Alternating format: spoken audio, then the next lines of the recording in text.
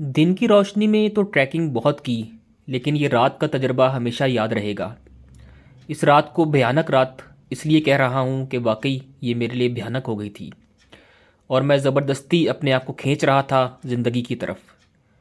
Guide के अल्फाज बार बार मेरे जहन में आ रहे थे कि ये ज़िंदगी और मौत का सवाल है, जिसने वापस जाना है चला जाए। सबसे पहली गलती मैंने ये की कि इस ट्रैक के बारे में इंटरनेट से कोई रिसर्च नहीं की। जब K2 का प्लान किया तो दो किस्म के पैकेज थे। एक में सिर्फ K2 बेस कैंप था और दूसरे में गोंदोगोरोला शामिल था। सोचा एक टिकट में दो मज़े होने चाहिए, रोज़ रोज़ किसने आना होता है। बस ये सोचकर गोंदोगोरोला क्रॉस करने का सोच लिया। K2 के ट्रैक के दौरान ही साथियों से इन्फॉर्मेशन मिलती रही और एक्साइटमेंट में इजाफा होता रहा। अपने ऊपर कॉन्फिडेंस था कि मैं कर लूँगा जितना भी मुश्किल हो। एक रात पहले हमारे गाइड ने सबको समझाया कि ये इतना आसान नहीं है जितना कि आप समझ रहे हैं। ये ज़िंदगी और मौत का खेल है, हर शख्स ने अपनी जान खुद बचानी है, कोई किसी की मदद नहीं करेगा वहाँ। आधी टीम इसी रास्ते से वापस आ गई, जबकि आधी अली कैंप की तरफ चल पड़ी, जहाँ से गोंदोगोरोला का ट्रैक शुरू होना था। आज कनकोडिया से निकलने का दिन है। आधे लोग जो हैं वो सेम रूट से वापस जा रहे हैं और आधे लोग जो हैं गोंदोगोरोला क्रॉस करेंगे। अल्लाह ताला सबको अपने ज़ुबान में रखे।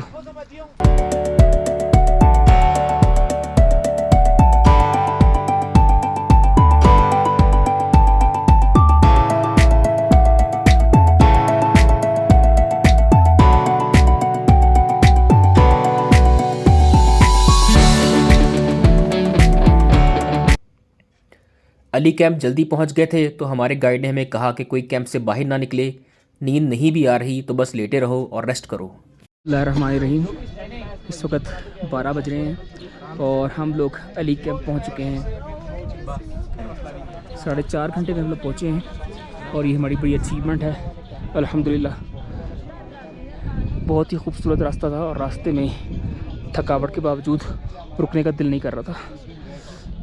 बड़ी स्पीडी हम लोग जो है मुसलसल चलते हुए यहाँ पहुँचे हैं।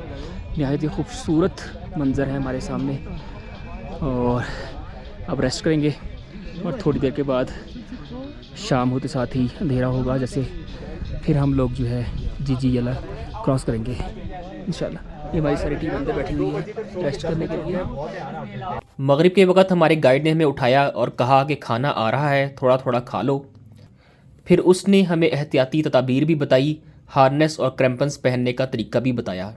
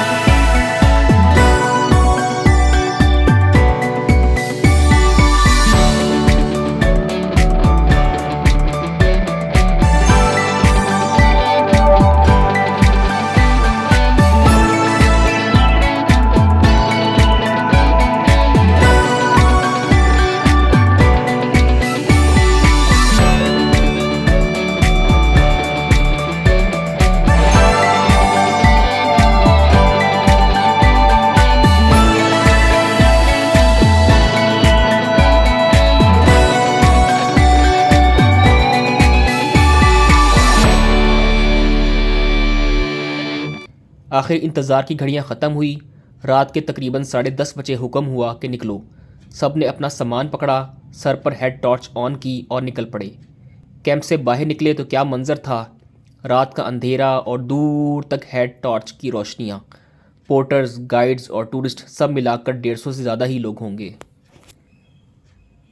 अंधेरे में हेड टॉर्च ऑन किए और चलना शुरू कर दिया। चलते साथ ट्रैक ने हमें थका दिया क्योंकि इतने बड़े बड़े पत्थर थे कि चलना मुश्किल हो रहा था। थोड़ा चलते और रुक जाते, फिर थोड़ा चलते और रुक जाते। उल्टे हाथ की तरफ खाइयाँ थी जो कि अंधेरे में नज़र नहीं आ रही थी। रात को ट्रैक करने का पहला फ़ायदा ये था। मेरी टीम जोड़ियों की शक्ल में चल रही थी। मैं भी अपनी जोड़ी डॉक्टर हैदर के साथ चलता रहा। मेरी स्पीड शुरू से ही सुस्त थी और मैं शुरू में ही थकना शुरू हो गया था, जिसका नुकसान ये हुआ कि डॉक्टर हैदर भी आगे निकल गया और मैं अपनी टीम में अकेला रह गया।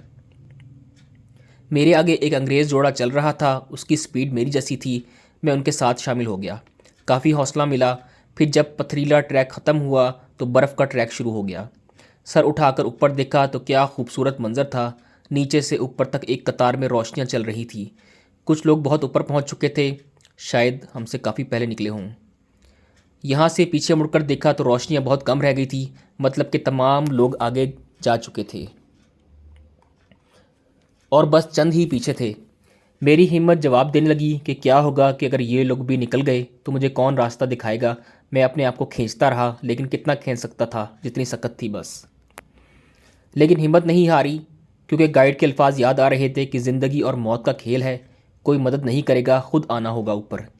एक पॉइंट पर आकर आपको हार्नस और क्रैम्पन्स पहनने होते हैं, क्योंकि अब मुश्किल चढ़ाई शुरू हो जाती है और आपको एक रस्सी के साथ अपने आप को अटैच करना होता है ताकि आप स्लिप भी हो जाएं तो बहुत दूर ना जा गिरें, इस रस्सी के साथ लटक जाएं। बदकिस्मती से मेरी हार्नस भी ख़राब थी, वो मेरे जिस्म के साथ टाइट ही नहीं हो रही थी। मैं थोड़ा सा चलता तो वो नीचे हो जाती। अपने आप को संभालूं या हार्नस को, क्या करूं, किसको पुकारूं। रात एक भयानक रात में बदल चुकी थी। फजर की रोशनी से पहले पहले टॉप तक पहुंचना था। इतने में कुछ पोर्टर्स पीछे से आए। मैंने गलती की कि अपने आप को तेज़ करने के लिए इस अंग्रेज़ जोड़े का पीछा छोड़ दिया और पोर्टर्स के पीछे लग गया। पोर्टर्स भी बदकिस्मती से पहली दफ़ा आए थे, उनको सही ट्रैक का अंदाज़ा नहीं था। वो गलत डायरेक्शन में निकल पड़े जहाँ बर्फ़ का तोदा गिरा हुआ था। इस पर चलना और भी मुश्किल हो गया। हम डी ट्रैक हो चुके थे। मेरी हवाइयाँ उड़ रही थी। इतने में किसी ने आवाज़ दी कि रास्ता ये है। पोर्टर्स ने फ़ौरन उस तरफ भागना शुरू कर दिया और मैं भाग तो सकता नहीं था, मगर अपने आप को बहुत खींचा। अल्लाह अल्लाह करके मैं उधर पहुंच गया जहां से रस्सी शुरू होती थी। अल्लाह भला करे, वहां कुछ गाइड मौजूद थे जिनकी जिम्मेदारी थी रस्सी को लगाने की और लोगों की मदद करने की। उन्होंने मेरी हालत देखी और मुझे साइड पर बुलाकर मेरी हार्नस ठीक की। मैंने चलना शुरू किया। रस्सी से बहुत सपोर्ट मिल गई थी, लेकिन हार्नस ने फिर तंग करना शुरू कर दिया। मैं अपने आप को और हार्नस को घसीटता हुआ चल रहा था। पीछे कुछ अंग्रेज़ थे जो मुझसे बार बार रास्ता मांग रहे थे और मैं शर्मिंदा भी हो रहा था, मगर रास्ता नहीं दे रहा था कि ये भी आगे निकल जाएंगे तो मैं अकेला रह जाऊंगा।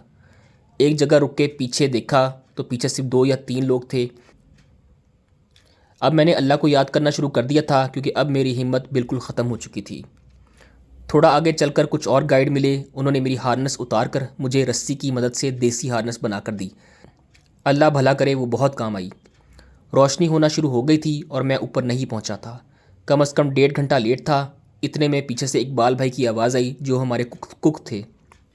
इनके साथ हमारी टीम मेंबर मदिया थी। उनकी आवाज़ें सुनकर मेरी जान में जान आ गई, जैसे मुझे नई ज़िंदगी मिल गई हो। मैंने कोशिश की कि मैं इनसे पहले ऊपर पहुंचूं। मैंने अपनी हिम्मत बढ़ाना शुरू की, क्योंकि अपने लोगों को देखकर हौसला तो मुझे मिल चुका था कि चलो कोई तो मुझसे पीछे है। हिम्मत कर ही रहा था कि ऊपर से अचानक आवाज़ आई, जवाद भाई आ जाओ, बस पहुंच गए। ये हमारे गाइड आबिद की आवाज़ थी, जो हमें ढूंढने के लिए नीचे आया था कि कहाँ रह गए। इसकी आवाज़ सुनकर थकावट दूर हो गई। मैंने अपनी स्पीड बढ़ाई और कम से कम रेस्ट करके चलता रहा। अचानक मुझे बहुत से लोग नज़र आए। मैं पहुंच चुका था। मैंने अल्लाह का शुक्र अदा किया। सारे रास्ते एक भी वीडियो या तस्वीर नहीं बना सका।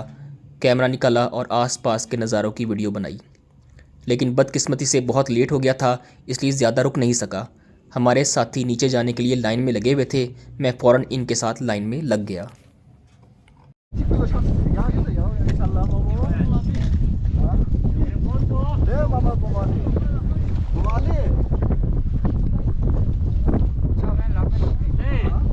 उतराई बहुत ही टेक्निकल थी।